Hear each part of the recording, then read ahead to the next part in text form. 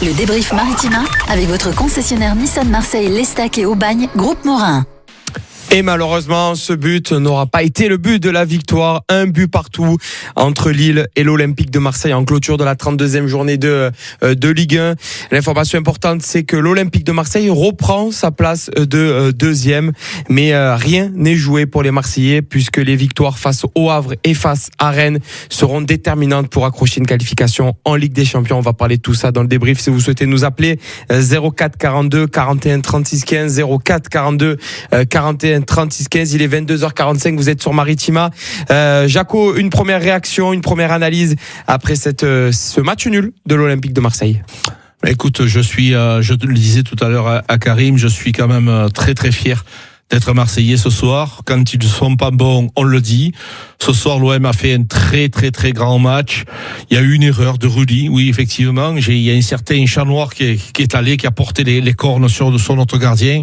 Ce soir, il fait une erreur. C'est une véritable horreur, effectivement. Mais l'OM n'a pas à rougir de ce match nul. C'était un match important, Enzo. Il faut pas l'oublier, avec beaucoup de pression. Est-ce que l'OM a été à l'auteur de l'événement? Oui, voilà. Donc, je suis content ce soir. C'est ce qu'on va retenir, bien entendu. L'OM a été à la hauteur. Jo, tu étais avec nous à la mi-temps. Ton prono, c'était 2-0, on l'espérait tous. Oui. Tu avais le bon buteur, Amine Gouiri. On se rappelle, avant le début du match, on se disait, le match nul, on prend, on signe tout de suite des deux mains. Mais quand on regarde le scénario du match, est-ce qu'on peut avoir des regrets? Oui. Alors le match nul, c'est pas catastrophique, bien sûr, puisqu'on reste deuxième au premier, mais vu le match qu'ils ont fait l'OM ce soir, oui, beaucoup de regrets parce que ils avaient la maîtrise du match, il n'y avait jamais eu aucun souci, on n'a pas été mis en danger, et voilà, c'est comme il disait Jaco, c'est une faute, c'est une faute de Rouli, mais avec la saison qu'il nous fait. On peut pas lui en vouloir. On peut pas lui en vouloir, bien entendu. Cette faute de Geronimo Rulli, cette mauvaise relance sur Jonathan David et voilà le ballon qui arrive sur la tête de Jonathan David et puis sur Fernandez Prado et qui marque ce but de l'égalisation. Là, avec notre premier supporter qui est avec nous au standard, qui a composé le numéro, c'est Bruno qui est avec nous. Salut à toi, Bruno. Salut Enzo, salut l'équipe. Bruno, une réaction, ton sentiment après ce match nul. Voilà, comment tu te sens après ce match nul marseillais? Frustré, je suis frustré, complètement frustré. Après ce match qu'on a fait, ça fait bien longtemps qu'on n'a pas réalisé un match comme ça à l'extérieur. Après, qu'est-ce que tu veux faire? Tu peux pas en vouloir à Rouli, comme on venait de dire, avec la saison qui nous fait. Voilà, donc je suis frustré, mais bon, quand même, on est encore deuxième, on a un point d'avance, on a encore notre destin dans les mains. Et voilà, et pour revenir sur le match, on a fait vraiment un match formidable, je veux dire une première mi-temps très sérieuse, tactiquement. J'ai vu des joueurs comme Garcia, Balerdi derrière. Franchement, cette défense à 4, là, tu vois, Enzo, j'ai un regret, c'est que les 4 défaites à l'extérieur qu'on a eues, si on avait appliqué cette tactique, je pense pas qu'on les aurait perdues. Donc j'ai un regret là-dessus aussi. Et après, tu as fait un match complet ce soir, tu as été bien sur le deuxième ballon, tactiquement super, et voilà, tu mènes 1-0, mais ça, comment tu veux le prévoir? Une faute comme ça, tu peux pas le prévoir, et c'est arrivé. C'est dommage, mais Bruno, on a toujours notre destin entre les mecs. Bruno, c'est ce scénario, c'est le fait que Lille n'a pas été dangereux du tout, c'est cette frustration qui règne du coup. Et oui, c'est ça, c'est qu'eux, ils ont été inoffensifs, parce que tu n'étais pas en danger, parce que tu étais plus près du deuxième but que de l'égalisation. Donc voilà, et après, qu'est-ce que tu veux, il va faire une erreur comme ça, donc et comment tu veux pas être frustré après ça? Voilà, mais il faut se dire quand même, il faut positiver, parce que si tu joues encore comme ça les 2 derniers matchs, je vois pas comment la Ligue des Champions peut nous échapper. Voilà, il va falloir être sérieux. Je pense que les voyages en Italie, ça fait du bien. On voit que le groupe il est positif. Donc on va s'en contenter ce soir. Très content qu'on n'ait pas perdu, parce que c'était un match à haut risque quand même, parce que je t'avoue qu'avant le match, j'étais très très sceptique. Voilà, je me disais que ils vont nous mettre une pression, et si on perd, je pensais que c'était la catastrophe. Mais finalement, en les voyant jouer, je suis plutôt rassuré. Ah voilà, justement Bruno, est-ce que c'est un résultat, c'est le scénario du match? comment l'OM a joué. Est-ce que ça te rassure pour les 2 derniers matchs finalement, parce que on le disait, Lille c'est quand même une équipe de notre championnat qui rivalise avec les plus grands, même par rapport à son classement. Hein, on se rappelle de ces matchs en Ligue des Champions, par exemple face au Real Madrid, face à l'Atlético. C'est une équipe de Ligue des Champions. Bien sûr. Oui, je suis rassuré. Je suis tout à fait rassuré. Je suis rassuré si il continue à faire cette tactique. Voilà, je pense pas qu'il va changer, parce que il a bien vu qu'à 4 c'est quand même beaucoup plus productif. Bon, maintenant, comme je te dis, je suis beaucoup plus rassuré si on garde cette tactique. Maintenant, s'il vient à changer, qu'on repasse à 3 derrière, avec les boulevards qu'il y a sur les côtés, mais je sais pas, mais je pense pas qu'il change. Je pense que le système il a été trouvé pour comprendre. Je pense que le système il a été trouvé. Il attendait, je pense aussi, de Zerbi, le retour de Leonardo Balerdi de blessure. Et c'est vrai que depuis le retour de Balerdi, cette défense marseillaise, elle retrouve un peu plus de sérénité. On voit un Kondogbia qui est beaucoup plus attentif, qu'il a beaucoup moins de courses à faire sur le côté. Il a trouvé. Je pense qu'il a trouvé le système. Voilà. Mais je suis, comme tu me poses la question, je suis rassuré pour les 2 derniers matchs. On l'espère en tout cas, ce 4-3-3 qui sera renouvelé, parce que c'est peut-être l'arme fatale de ce sprint final. Merci Bruno d'avoir été avec nous sur Maritima, et à très vite bien sûr sur nos antennes dans le débrief. Jo, on va parler de ce 4-3-3 qui a été renouvelé ce soir. Il avait été, je mets des grosses guillemets, testé par Roberto De Zerbi contre Brest. Ça avait plutôt bien fonctionné, victoire 4-1. Là ce soir il a renouvelé à peu près la même équipe. Ulysse Garcia à gauche, Murillo à droite, Balerdi, Kondogbia en défense centrale, un milieu de terrain à 3. C'est juste petit changement. Benasser à la place de Valentin Rongier, accompagné de Pierre-Emile Højbjerg et d'Adrien Rabiot, et devant Guiri, Luis Enrique, Greenwood. Ce 4-3-3 là, c'est l'arme pour cette fin de saison. Oui, mais comme il a dit tout à l'heure l'auditeur là, il fallait le faire avant. Je pense qu'on n'avait pas les joueurs pour jouer à 3 derrière. On avait un boulevard sur le côté droit, un boulevard sur le côté gauche. On n'avait pas les joueurs assez rapides, on n'avait pas. Alors, en plus, pas les joueurs, par exemple en janvier, février ou mars, ou pas les joueurs tout court, parce qu'on se rappelle quand Roberto De Zerbi décide de passer à 3 avant ce match contre Lens au mois de novembre. L'OM avait plutôt fait de très bons résultats. Ouais, mais moi je pense que les joueurs, ils les avaient. Je dis pas de joueurs par rapport aux joueurs que lui mettait sur le terrain pour jouer à 3 derrière. Mais après, ces joueurs, Kondogbia, il était là, Garcia était là. C'est vrai que Garcia était beaucoup moins fort beaucoup moins bon qu'en ce moment, parce que ça fait 2-3 matchs où il est très bon, même, je le trouve très bon. Murillo aussi. Et voilà, on les avait les joueurs. Pourquoi on l'a pas fait avant, quoi? C'est dommage. C'est bien dommage de pas l'avoir fait avant. Tu prêches un convaincu, hein, Jacques. Parce que toi, Jaco, ça fait depuis l'an Kevin, comme on dit, que tu attends le 4-3, et au final, ça te donne raison, parce que 4 points sur les 2 matchs où le 4-3 est aligné sur 6. Oui, mais si tu veux, Enzo, je le dis à plusieurs reprises. Le 4-3-3, c'est quelque chose. La défense à 3, c'est quelque chose. Ce que je veux dire, c'est que tu n'as pas les joueurs. Tu peux faire ta défense à 3 à partir du moment où la qualité de tes joueurs te permet de jouer avec une défense à 3. Comment il était pensable de réaliser une défense à 3 avec Geoffrey Kondogbia? Son plus gros défaut, c'est le manque de vitesse. Dans une défense à 3, il faut que tu ailles très vite. Donc on a été pris à défaut régulièrement par un manque de vitesse de Geoffrey Kondogbia. Aujourd'hui, la défense à 4 permet à Geoffrey Kondogbia, associé à Balerdi, d'être beaucoup plus serein. Effectivement, il ne faut pas oublier que Léo Balerdi était blessé à ce moment-là et qu'il s'est retrouvé dans une situation inconfortable. Personnellement, j'aurais mis Amir Murillo à la place de Léo Balerdi, et j'aurais peut-être mis Paul Lirola à droite et Ulysse Garcia à gauche, ou Quentin Merlin arrière gauche et Ulysse Garcia à la place de Lirola, mais dans tous les cas, j'aurais gardé ma défense à 4 pour pouvoir avoir un équilibre, ce qui permet aussi à des joueurs comme Luis Enrique et Greenwood de moins défendre et d'avoir une lucidité importante au niveau de l'attaque. Donc voilà, je trouve que personnellement, c'était un équilibre, et je suis certain qu'il continuera et qu'il va finir la saison comme ça. On l'espère, parce que on le rappelle encore une fois, je pense qu'on l'a assez dit, le système préférentiel de Roberto De Zerbi est le 4-3-3. C'est ce qu'il a utilisé à Sassuolo, à Brighton, même en début de saison pour lui quand il arrivait, c'était le 4-3-3 son schéma préférentiel. Donc on croise les doigts en tout cas pour que ce 4-3-3 soit renouvelé, parce qu'il fonctionne pour l'Olympique de Marseille. Alors on va retrouver Ryan qui est avec nous. Salut Ryan. Salut. Alors Ryan, pour les gens qui nous écoutent, les auditeurs qui nous écoutent, tu es en direct du Stade Pierre-Mauroy, c'est ça? C'est ça, ouais, je viens de sortir du stade, ils nous ont fait sortir maintenant, là. Alors, comment tu as vécu ce match depuis les tribunes? Depuis les tribunes, ça va, j'étais content du match, le changement de tactique, il fait vraiment du bien. Là, bah, sur la fin, c'est très regrettable, je trouve, parce que Lille, ils ont pas été supérieurs à nous, franchement, ils ont rien proposé comparé à nous. Donc franchement, je regrette un peu l'erreur défensive, là, sur le but. Ouais, c'est ce qu'on disait. Il y a beaucoup de regrets, même si on se satisfaisait aussi d'un match nul de l'Olympique de Marseille. Luis Enrique, c'est peut-être la déception de ce soir. Est-ce que toi, en tout cas, vu du stade, tu l'as aussi ressenti? Ah ouais, franchement, ouais, il apporte rien du tout, il sert à rien. Hein. Même quand il a le ballon, tu penses qu'il va faire un truc, il le perd, il tente rien. Et il est plus que décisif comme au début de saison, c'est dommage. Jo, c'est vrai que c'est une énigme, un petit peu, Luis Enrique. Ah oui, c'est. Après, voilà, il y a des fois où les joueurs sont en forme, ou des fois où ils sont moins en forme. Il a été en forme pendant 3-4 matchs, il a marqué des buts importants, voilà. Mais là, ce soir, moi, personnellement, je l'aurais sorti avant.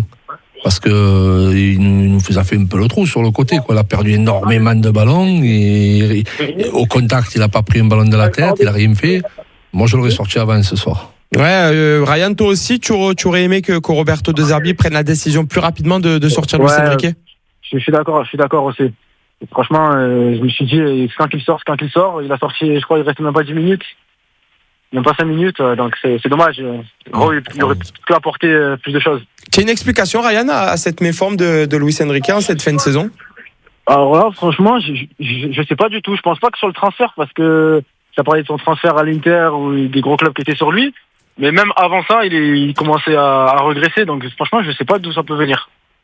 Jaco, est-ce que toi, qui as été régulièrement dans des stades, vu de l'extérieur, est-ce que tu arrives à analyser un petit peu les performances en ce moment de Luis Enrique qui sont un peu moins bonnes, ou alors tout simplement, c'est comme ça, c'est un joueur de football et il a des mauvaises passes et des bonnes passes et des bonnes phases? Non, moi je pense que ça se passe dans la tête et que inconsciemment ou consciemment, il est plus aussi performant, impliqué aux entraînements et dans les matchs. Dans ce genre de situation, il faut pas hésiter à faire des changements. Tu l'as fait sur Benasser, il y a un carton jaune, mais je pense que Jonathan Rowe, avec l'entrée qu'il a faite les derniers temps, il mérite de pouvoir occuper ce poste-là. D'autant plus que Luis Enrique, il ne défend plus en 4-3-3. Tu pouvais prétendre à dire oui, mais Luis Enrique, il m'apporte défensivement. Là, son rôle défensif, il est un peu moins important. Jonathan Rowe peut tenir ce rôle beaucoup plus facilement qu'il aurait pu le tenir auparavant. En plus, tu peux aussi profiter de la vitesse de Jonathan, parce que là, ce soir, il a été dans tous les mauvais coups. J'ai rarement vu un joueur aussi différent des autres. Là, tu as eu, hormis l'erreur de Rulli, mais tous les autres joueurs de champ, les 9 ont été performants. On s'amuse régulièrement à faire les tops et les flops. Mais là, ce soir, dans les flops, il y en a qu'un, c'est Luis Enrique. Le seul et unique. Et ça arrive rarement. Ça arrive très rarement de voir un joueur de l'Olympique de Marseille en méforme. C'est vrai que quand il y avait des défaites, on disait c'est tout le groupe, c'est les joueurs en intégralité qui ont fauté. Bon, là il y a pas de défaite, il y a match nul, mais c'est vrai que c'est rare qu'on dise il y a qu'un joueur qui a été moins bien lors d'une rencontre. Ryan, on a la chance de t'avoir. Je le disais, tu étais au stade, tu as vu cette rencontre depuis les tribunes. Explique-nous un petit peu l'ambiance qu'il y avait dans ce stade. Est-ce qu'il y avait des supporters marseillais? Est-ce que tu as pu en croiser? Est-ce que tu as parlé à certains supporters lillois? Voilà, explique-nous un petit peu ton expérience. Ouais, j'ai croisé beaucoup de supporters marseillais. J'ai parlé à quelques Lillois. Il y avait un parkage bien garni. Il a fait beaucoup de bruit. Je sais pas si vous l'avez entendu à la télé. Oui. Il y avait un contre-parkage aussi. Il y avait un gros contre-parkage aussi. Et là, ils sont encore retenus dans le stade. Alors qu'ils sont même pas dans le parkage, ils sont à côté. Toi, tu étais dans le parkage ou tu étais dans des tribunes? Moi, j'étais en tribune normale à la gauche du parkage. Je sais pas si vous voyez un peu comment c'est. Et ça a crié un petit peu sur le but de Gouiri? Ah ouais, c'était la folie sur le but de Gouiri, c'était vraiment énorme. Franchement, je me suis crevé le drame pendant quelques secondes. Hein. C'était vraiment très très fort. En plus, le stade il était ouvert aujourd'hui. D'habitude, il le ferme lors des gros matchs. Donc l'ambiance de Lille, on n'a pas trop. Enfin, personnellement, où j'étais, je l'ai pas trop entendu. J'ai beaucoup entendu le parkage, mais c'était très fort, ouais. Eh ben, en tout cas, merci pour ton expérience, un petit peu, voilà ce que tu as pu vivre dans ce stade Pierre-Mauroy pour ce Lille OM. Rentre bien, bon retour à toi. Merci, Fais doucement. Merci Ryan et à très vite sur Maritima. On le rappelle, vous êtes sur Maritima, un but partout entre Lille et l'Olympique de Marseille en clôture de cette 32e journée de Ligue 1 avec ce match nul. L'Olympique de Marseille est deuxième au classement. Jo, l'objectif se rapproche petit à petit. Et oui. Et on va y arriver. Va falloir y arriver. Moi, mais là, on va pas sous-estimer les équipes, parce que on dit c'est le Havre, mais contre Auxerre, on avait dit c'est Auxerre, et on a perdu 6 points sur 6. Mais je pense qu'en jouant de la manière qu'ils jouent en ce moment, ce groupe que je vois en ce moment, je pense que, ouais, ils ont toutes les chances de réussir. Tu sens véritablement que ça a fait du bien je mets des guillemets, ce stage, ce Ritero. Oui, parce que Marseille, c'est spécial quand même. L'environnement à Marseille, c'est spécial. Quand on vient à Marseille, qu'on joue à l'OM, c'est autre chose. Je pense que c'était une bonne idée de sortir de Marseille et de rester entre eux, vraiment de former ce groupe. Il restait 4 matchs et ben, voilà, on est là, c'est nous, on va se battre tous ensemble. Et le montre bien sur le terrain, chaque joueur se bat les uns pour les autres. Moi, bravo, très bonne initiative. Je pense que ça va apporter.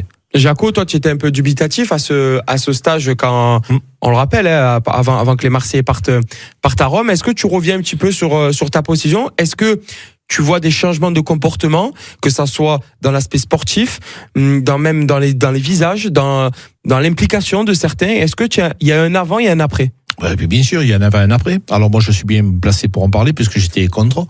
Je me suis dit pourquoi partir là-bas. J'ai posé beaucoup de questions. Alors on le rappelle, le staff ne voulait pas partir aussi loin. Exactement. Il avait essayé de chercher dans le Var, sur la Côte d'Azur, mais il n'y avait pas assez de place et d'infrastructures, de stades et d'infrastructures aussi en ce qui concerne les hôtels et les stades pour accueillir l'Olympique de Marseille. Les hôtels, ils avaient trouvé, mais peut-être pas les stades parce qu'on est encore en saison avec les clubs.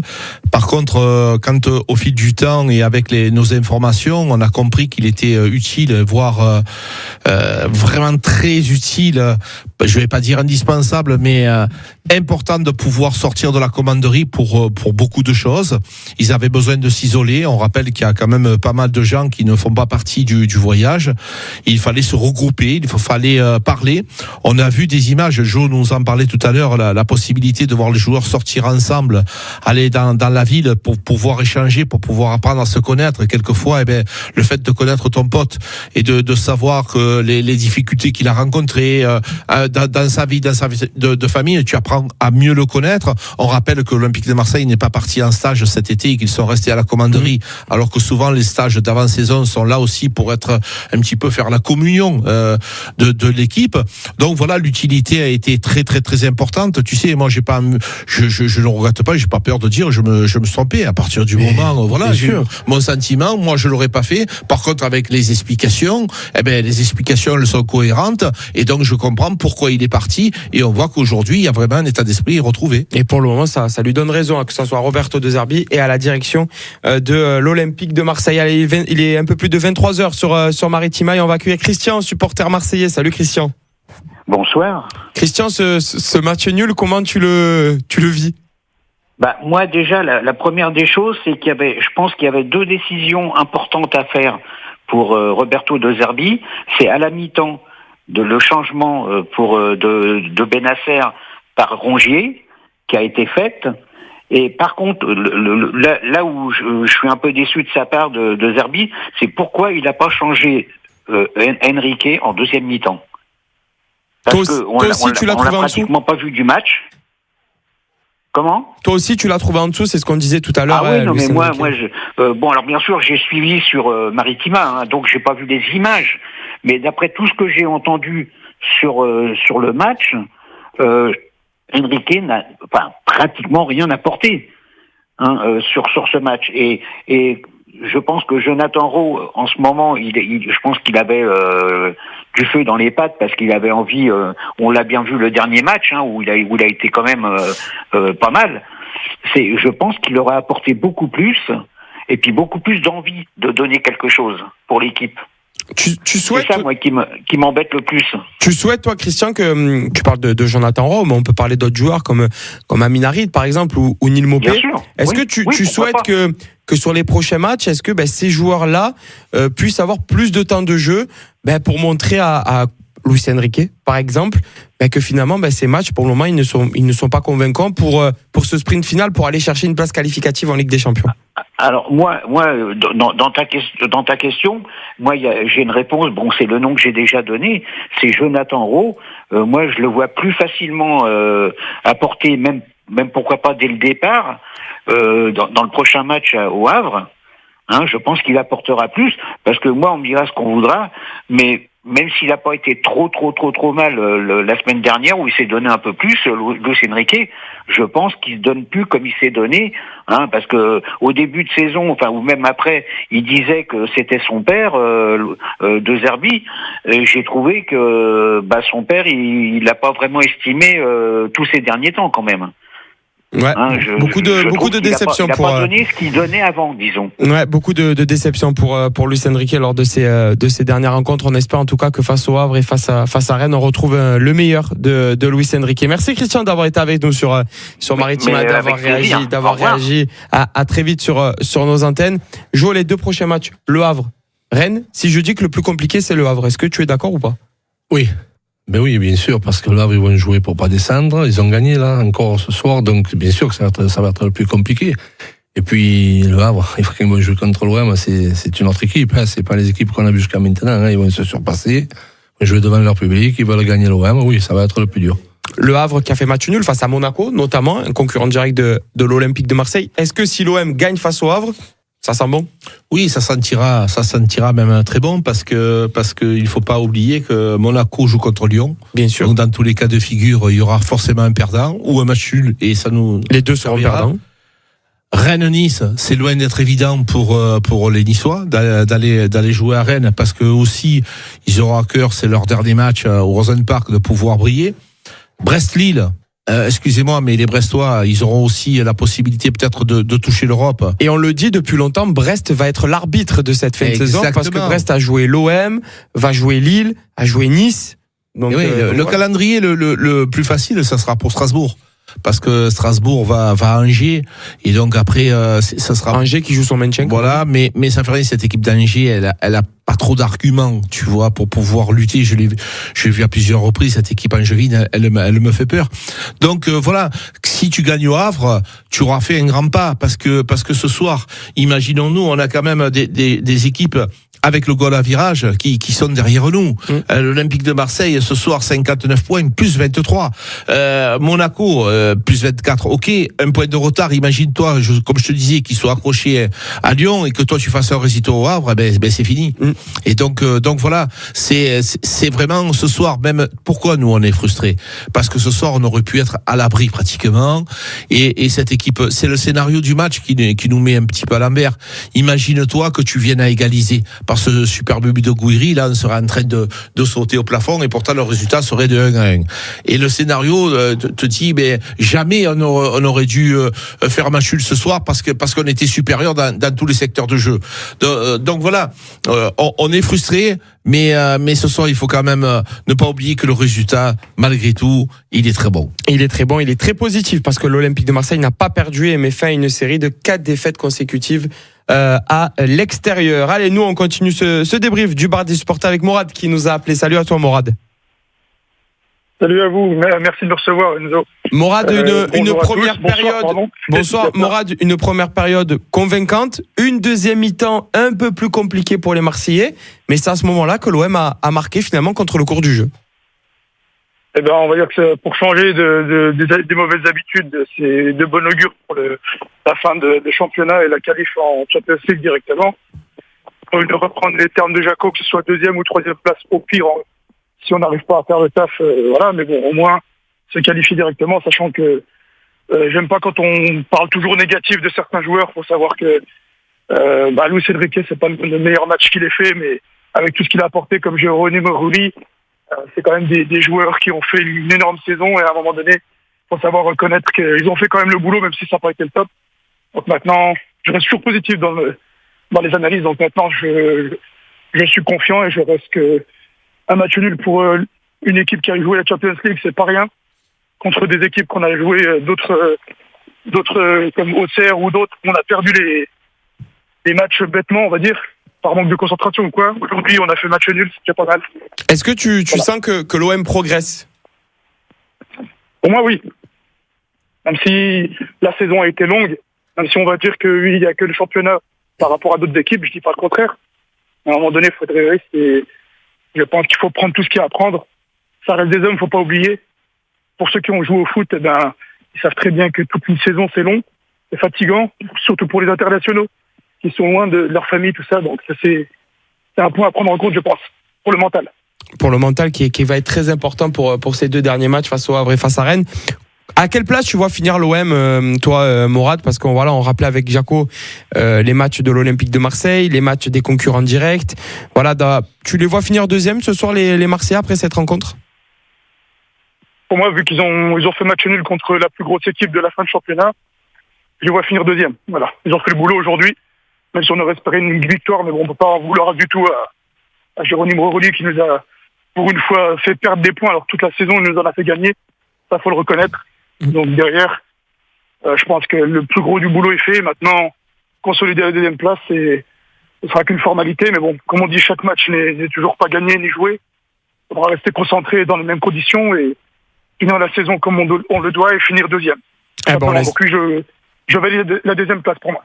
Il y en a un qui a mis avec une poupée ce soir là, parce que Jérôme Roli. Oui. Moi je crois rien, je vous l'annonce. Ne cite pas de nom. Non, mais celui-là, il a une poupée. C'est une sorcière, ce gars-là, parce que Jérôme Roli, il a été critiqué, il a été éventré par ce garçon-là, et là ce soir, il a mis sa poupée en marche et ça a été efficace. Ouais, mais il y a pas de problème, nous on l'aime.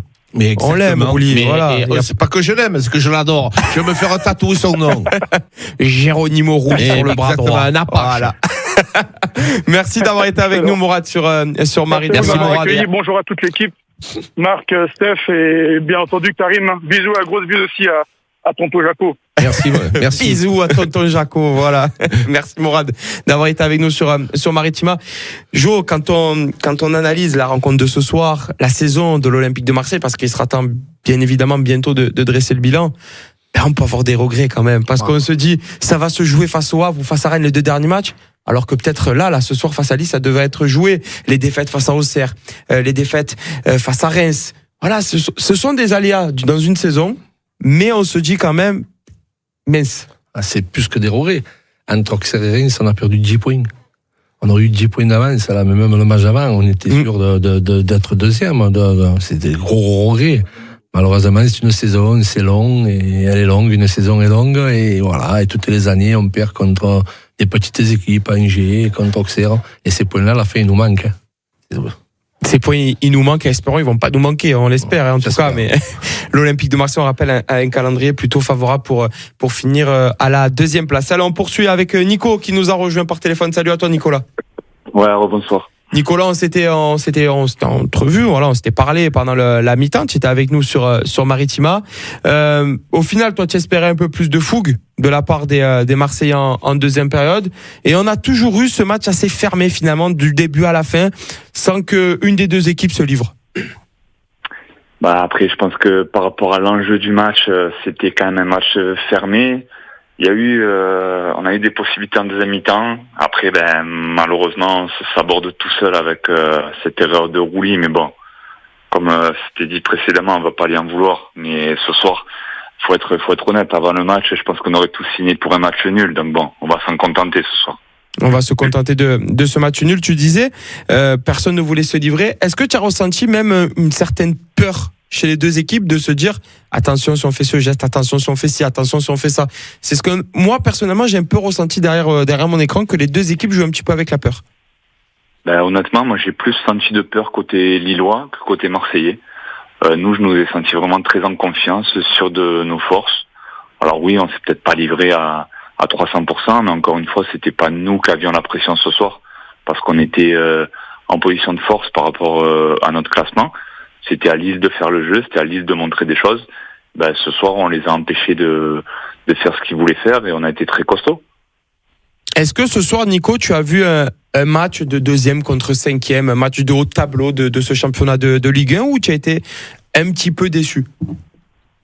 Non, honnêtement, je pense que ça correspond à peu près aux 2 premiers affrontements qu'on a vus avec Lille en championnat au Vélodrome et en Coupe de France. Voilà, c'est 2 équipes accrocheuses qui ont beaucoup de talent. Mais je pense qu'en termes d'effectifs, je pense qu'on est assez équivalent et le match nul reflète assez bien la physionomie du match. 3 matchs nuls cette saison pour l'Olympique de Marseille face à Lille, 1 but partout au Vélodrome, 1 but partout à Pierre-Mauroy et 1 but partout en Coupe de France.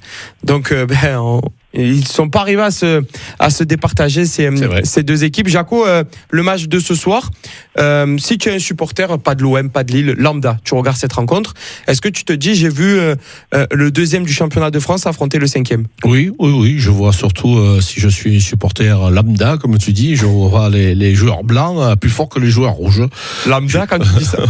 C'est cette équipe marseillaise, elle a été maître du jeu tout au long du match. Il y a une période peut-être de 10-15 minutes où les Lillois ont poussé un peu plus. Paradoxalement, c'est à ce moment-là qu'on met le but.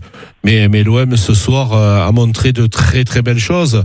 Et comme le disait Jo justement, normalement, si on avait fait le boulot auparavant, on devrait être avec 7-8 points d'avance. Il ne faut pas oublier ces horreurs que l'on a faites contre Auxerre. Le match aller-retour. Tu ne dois jamais prendre 6 pions contre ces équipes-là. 3 au Vélodrome et 3 là-bas. Le match perdu contre Lens, 1-0. Le match nul à Rennes, le match nul contre Reims. Donc voilà, il y a beaucoup d'erreurs qui ont été faites. Je pense que l'OM dans cette saison avait la possibilité, mais encore une fois, on le dit régulièrement, c'est un championnat très difficile.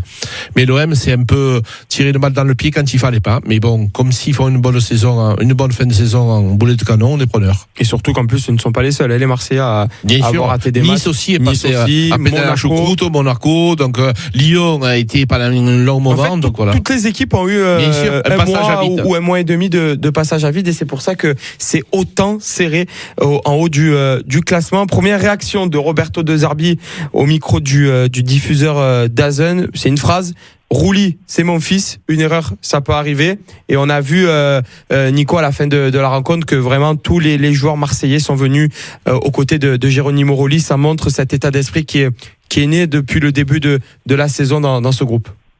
Il a beaucoup de fils quand même, parce que Rouli c'est son fils, Kondogbia c'est son fils, ça fait beaucoup. Non, mais après, il a raison. Je pense qu'on peut pas tailler Rouli ce soir. Il a fait une erreur. Ça arrive au meilleur joueur. Il y a pas de souci. Maintenant, voilà, c'est arrivé au mauvais moment, mais bon, c'est le jeu, c'est la dure loi du sport, c'est comme ça.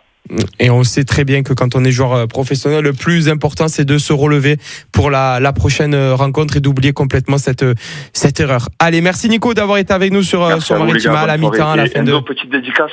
Oui.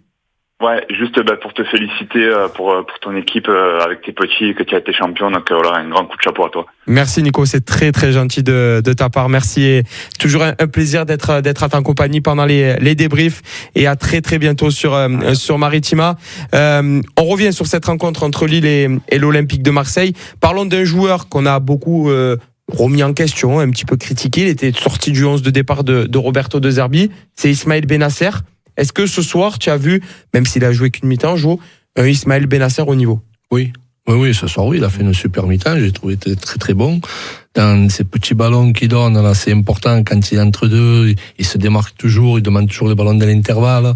Et oui, j'ai trouvé très bon. Très très bon. J'ai vu un gros match, son premier match qu'il a fait avec nous. Il avait été très très très bon. Après, il avait baissé un peu régime, mais là, franchement, ce soir, il était bon. Mais bon, c'est normal qu'il soit sorti à la mi-temps. Je pense qu'il a bien fait de le sortir. Ouais, par rapport au carton jaune. Ouais, je pense. Ouais. Notamment, Jaco, le match de Ismaël Bennacer, qu'est-ce que tu en as pensé? Très bien, utile. Alors, il faut expliquer aux gens là toute la différence, c'est que Bennacer sort, il est remplacé par Valentin Rongier, mais ce n'est pas du tout le même profil.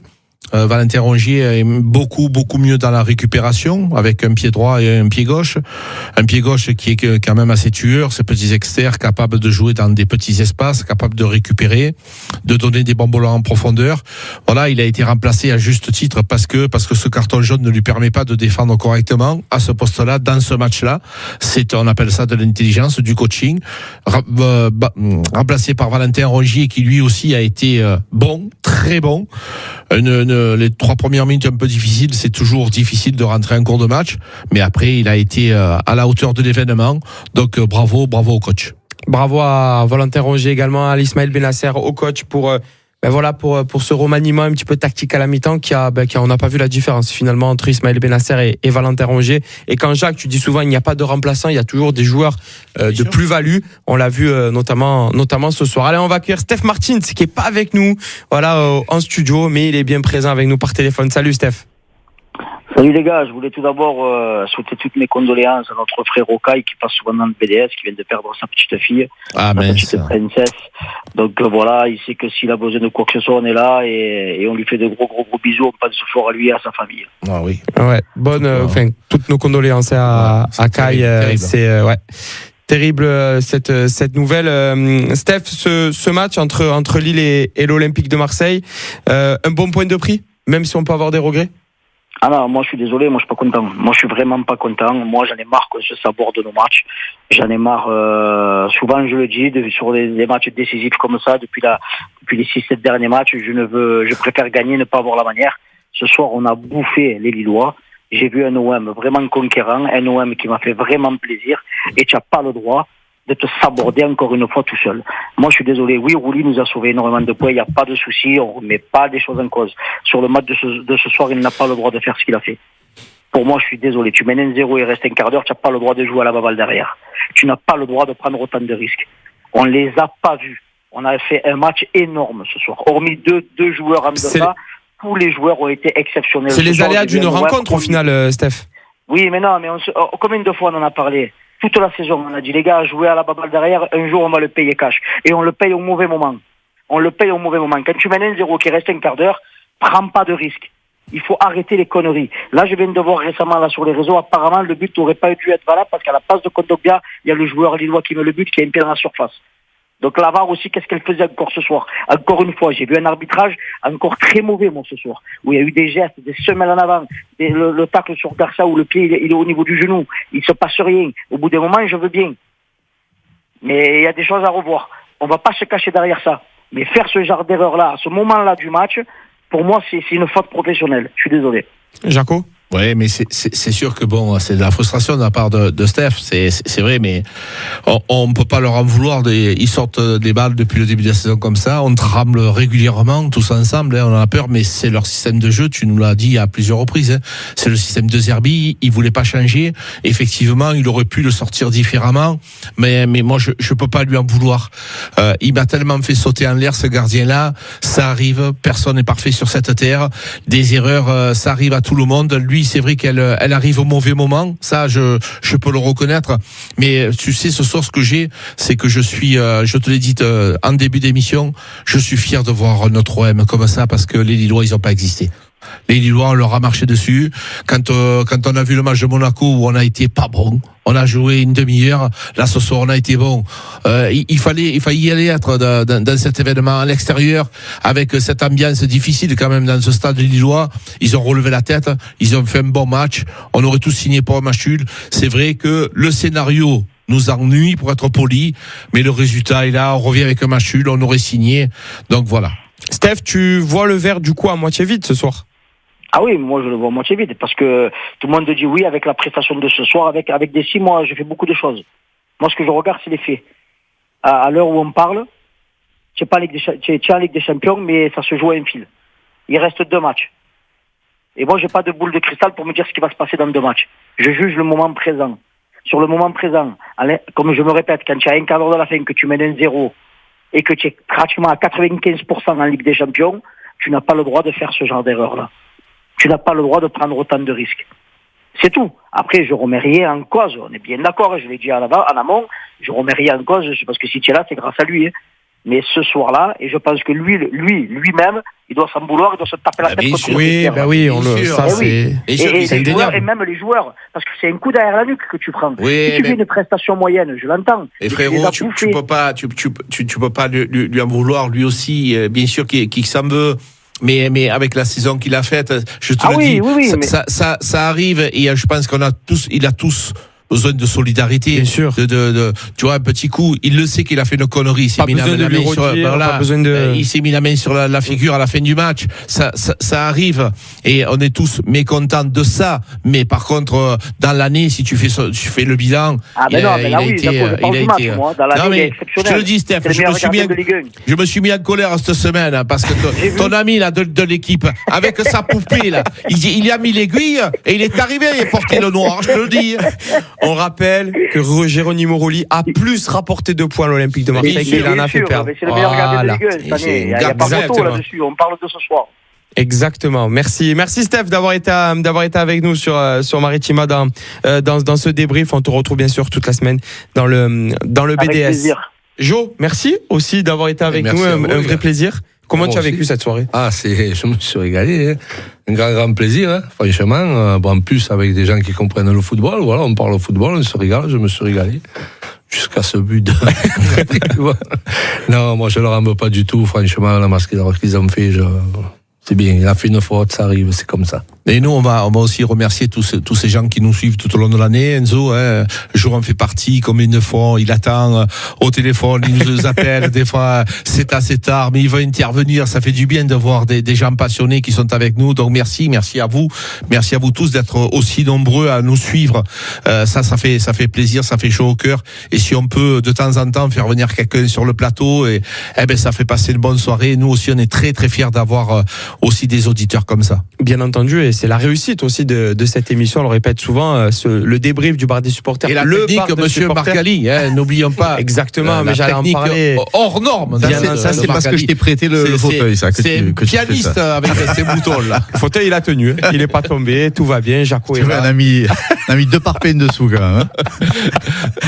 Merci à tous de nous avoir suivis. Le rappel, un but partout entre Lille et l'Olympique de Marseille. L'OM est deuxième au classement. Il reste 2 matchs dans ce championnat. Le déplacement au Havre samedi à 21h, puis la réception pour, on l'espère, le bouquet final au Vélodrome face au Stade Rennais. On aura le temps d'en parler dans le bar des supporters qui revient dès demain à partir de 18h sur Maritima. Excellente fin de soirée sur nos antennes.